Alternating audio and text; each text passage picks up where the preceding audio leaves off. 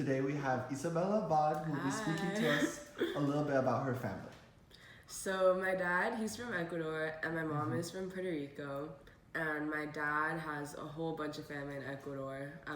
He has 4 other brothers, so I have like a bunch of cousins on that side. And my mom, her siblings kind of like moved into the States, but she still has like her cousins that live in Puerto Rico and like her aunts and her uncles, like everyone's still there. So my dad, he actually came to the States on the 4th of July because he was coming here to become like a doctor on a student visa.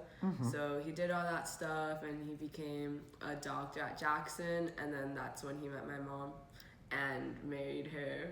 So has your parents' immigration stories kind of influenced what a democracy means to you? Yeah, for sure. Like, to me, a democracy, it like symbolizes like the people and like a chance for everyone to have a voice in the legislative process.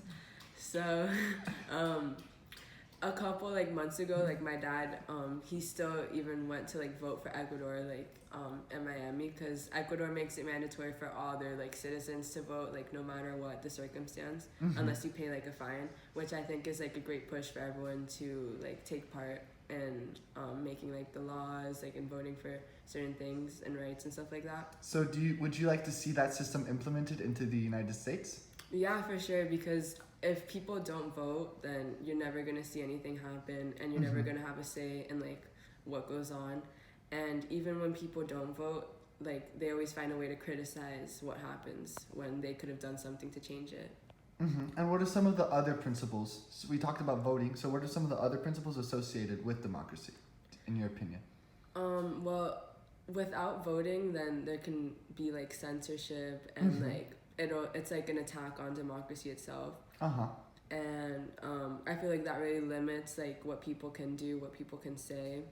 So that's why people need to step in and make sure that that doesn't happen, because that really like affects democracy.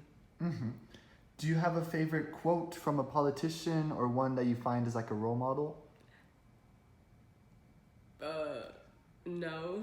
No? How come? You think some politicians are just kind of generic, or there's just never been one that like kind of stood out to you? Well, one has like stood out to me, Alexandria Cortez. Okay. But I don't really like know her quotes or anything. I just see like clips on like social media, which shows like how important it is to have like free speech and like to share posts and stuff on social media, which is why censorship is like a bad thing on democracy. Did you ever watch her play Among Us with Of Corpse? course, yeah. Okay, perfect. Thank you, Isa. Do you have any final comments that you would like to add? No, this was just a great interview.